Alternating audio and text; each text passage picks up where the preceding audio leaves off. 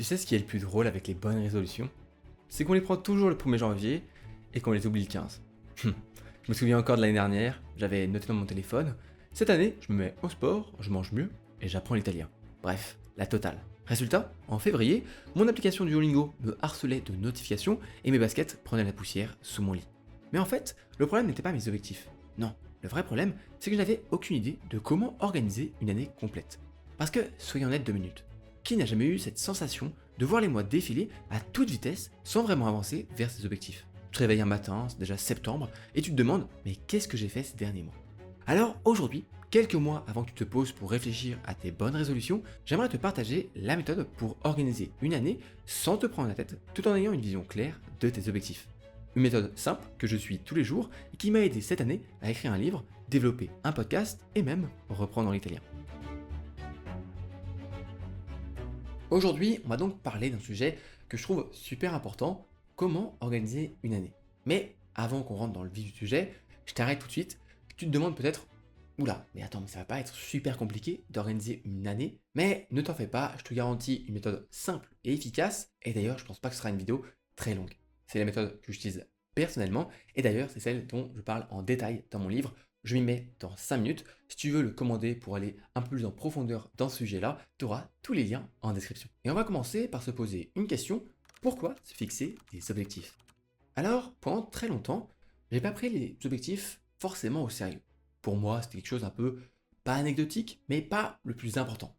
Je laissais ça un petit peu dans un coin de mon esprit, un coin de ma tête. Je me disais, ok, mes objectifs, c'est à peu près ça. Mais en fait, je me suis rendu compte à quel point les objectifs sont puissants, et ce, en les comprenant et en les voyant d'une manière un peu différente. En fait, un objectif, c'est comme une boussole, un GPS, tu peux prendre la métaphore qui te plaît le plus, qui t'indique une direction à suivre. C'est simplement ça. Le but de l'objectif, c'est de donner une direction, savoir où tu vas. Et c'est pour ça que c'est si important, lorsque tu vas organiser une année, de réfléchir à tes objectifs pour savoir dans quelle direction tu veux aller pendant cette année. Peut-être que ce ne sera pas la même que l'année dernière, pas la même que l'année prochaine, mais cette année, tu veux aller dans cette direction-là. Tu vas alors mettre en place différents objectifs, on va voir ça juste après, pour savoir tous les jours, est-ce que tu suis la bonne direction? Est-ce que ce que tu mets en place tous les jours, les tâches, etc., est-ce que ça te fait avancer vers tes objectifs et donc vers la direction qui te plaît? Le but des objectifs, c'est vraiment simplement savoir où tu vas. C'est déjà beaucoup plus clair et on va pouvoir enchaîner avec la suite. Ne pas avoir d'objectif, c'est un peu comme faire un road trip sans GPS. Tu peux y arriver, tu peux même peut-être finir par atteindre ta destination, mais tu risques de prendre beaucoup plus de temps parce que tu auras fait pas mal de détours. Si tu ne fixes pas d'objectif l'année prochaine, peut-être que tu peux atteindre des choses, et même tu vas réussir à accomplir certaines choses, mais probablement moins que quelqu'un qui a fixé des objectifs, ou même toi-même avec de beaux objectifs, sur une année, parce que tu auras passé beaucoup de temps à te disperser ou à faire ce qui n'est pas très utile ou à aller dans la mauvaise direction. La question qu'on peut se poser maintenant, c'est comment fixer de bons objectifs pour que ça puisse organiser une année, et ce, sans se prendre la tête. Et c'est là qu'entrent en jeu les 3 types d'objectifs. J'ai développé ce que j'appelle les 3 types d'objectifs. En fait, c'est assez simple. On commence par les objectifs long terme, ou on peut dire aussi les objectifs LT. C'est tes grands objectifs pour l'année. En règle générale, tu vas en avoir 1, 2, 3, mais pas non plus énormément. Ça va vraiment être l'essentiel des directions que tu veux suivre sur l'année. Ça peut être un objectif personnel, professionnel, etc. selon tes différentes activités et tes différents domaines de vie sur lesquels tu veux progresser. En numéro 2, tu auras les objectifs moyen terme, qu'on peut aussi appeler les objectifs MT. Ce sont tes projets pour le mois. Et enfin, tu vas avoir les objectifs court terme, qu'on peut aussi appeler objectifs CT, ce que tu veux accomplir dans la semaine. Pour mieux comprendre, tu peux imaginer ça comme une pyramide inversée. En haut, tu vas avoir ton objectif ou tes objectifs annuels, donc les objectifs long terme. Par exemple, courir un semi-marathon. En dessous, tu vas avoir tes objectifs mensuels, donc les objectifs moyen terme, comme par exemple courir 10 km sans m'arrêter. Et enfin, tu vas avoir encore en dessous tes objectifs hebdomadaires, les objectifs court terme, par exemple, aller courir 3 fois cette semaine. L'idée avec cette structure, c'est pouvoir facilement, à partir d'une bonne résolution, d'une idée, d'une envie, d'un souhait, d'un rêve, de créer 1, 2, 3 objectifs long terme sur l'année, et à partir de cette direction à suivre, pouvoir décomposer et trouver les objectifs à moyen terme, donc pour janvier par exemple, puis après les objectifs court terme pour la première semaine, pour pouvoir avancer ainsi une étape après l'autre. La puissance de ces 3 types d'objectifs, elle est double. La première, c'est qu'elle permet d'ancrer dans le réel Un objectif qui est parfois assez difficile, assez compliqué à imaginer, comme par exemple courir un semi-marathon. En le faisant en un an, ça peut être parfois difficile de savoir quoi faire aujourd'hui ou cette semaine ou ce mois-ci pour atteindre ce bel objectif. Donc en décomposant comme ça à moyen terme et à court terme, tu sais que, entre guillemets, pour réussir à courir un semi-marathon dans un an, tu as juste à courir 3 fois cette semaine. Et la deuxième grande force de cette décomposition, c'est comme on l'a fait de manière un peu logique, tu peux donc facilement décomposer un grand objectif en tâches plus simples à réaliser et donc imaginer chaque étape que tu vas pouvoir franchir au fur et à mesure et garder cette motivation, cet élan productif qui te dit ok, en fait, je peux y arriver. Maintenant que tu as tes objectifs en tête, long terme, moyen terme, court terme, qu'est-ce qu'il faut faire? Eh bien, c'est à ce moment-là que tu vas organiser tes journées avec la méthode béton. Alors, je ne vais pas revenir en détail sur la méthode parce que j'en ai déjà parlé dans des podcasts, des vidéos, des newsletters et c'est le sujet central de mon livre. Je m'y mets dans 5 minutes et je te mettrai tous les liens pour aller trouver les informations plus en détail sur cette méthode. Mais pour résumer les 5 étapes, étape 1, gestion des objectifs, c'est ce qu'on a vu juste avant. Étape 2, gestion des tâches, donc réussir à décomposer à partir des objectifs des tâches concrètes à faire dans tes journées, dans tes semaines. Étape 3, prioriser tes tâches pour savoir ce qu'il y a à faire aujourd'hui, de ce qu'il y a à planifier, à déléguer, etc. Étape 4, gestion du temps. Donc tu vas découper tes journées, tes semaines en blocs de temps pour y placer tes tâches et savoir quoi faire et quand le faire. Et enfin, étape 5, la gestion de l'efficacité, réussir à être plus concentré, plus efficace dans ton travail. Avec ça, tu es normalement presque paré pour organiser une année complète, sachant que les grandes lignes de l'année, ce sont les objectifs long terme dont vont découler tout le reste. Mais il reste une dernière étape, un peu la cerise sur le gâteau, qui transforme cette méthode déjà bien solide en quelque chose de vraiment solide, comme du béton. Ce sont les bilans réguliers. Le secret pour que tout ça fonctionne, ce sont ces bilans réguliers. Je sais, ça fait un peu réunion chiante, mais c'est vraiment la clé. Tout comme pour les objectifs, il y a 3 types de bilans qui vont être selon les différentes temporalités. Le premier, le plus important, le bilan annuel, que tu vas faire une fois par an, qui est plus long bien sûr, où tu vas prendre une demi-journée pour faire le point sur l'année complète qui vient de se dérouler, avec les objectifs long terme, bien entendu, en priorité, mais aussi moyen terme, court terme, et tu vas planifier la prochaine année avec de nouveaux objectifs long terme.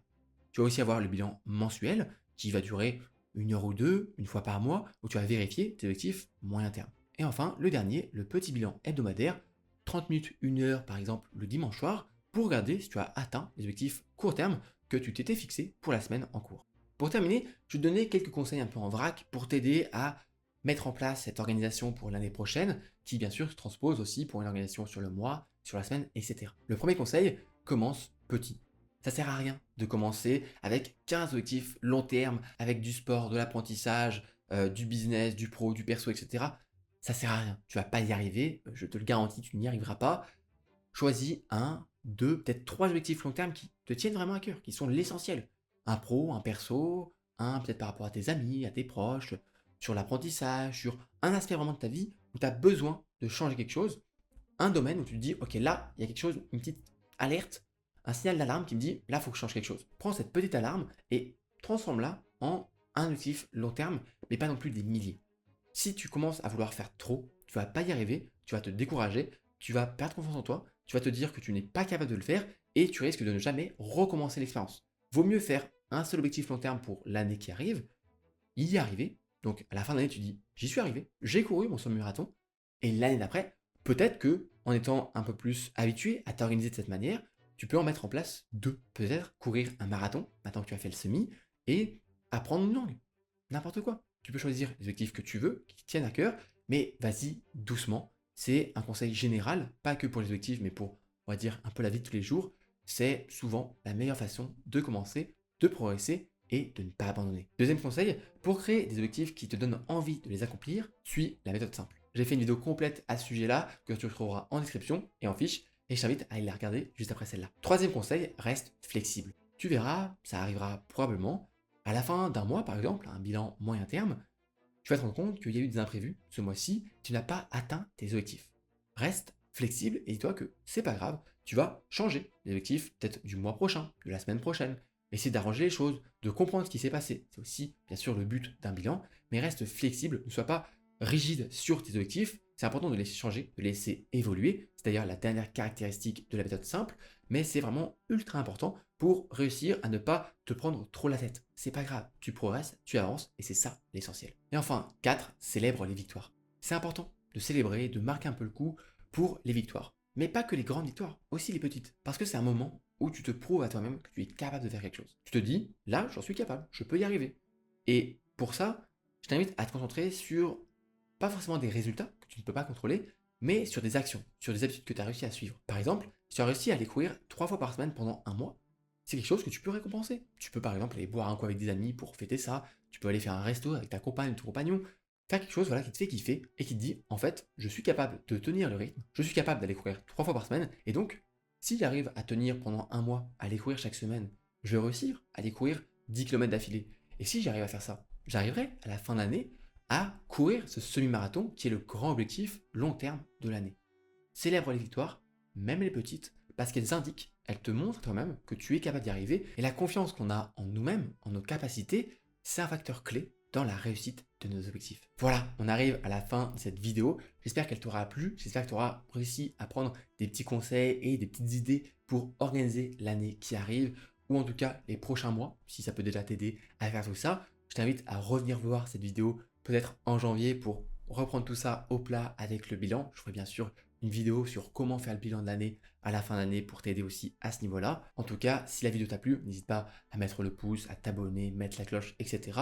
Ou même me dire en commentaire que tu as apprécié. Ça me fait toujours chaud au cœur et ça permet bien de me motiver, on va dire, à continuer. Je te dis à la semaine prochaine pour une nouvelle vidéo. D'ici là, prends soin de toi, prends soin de tes proches, c'est important. Et moi je te dis des bisous, c'était Robin. Salut!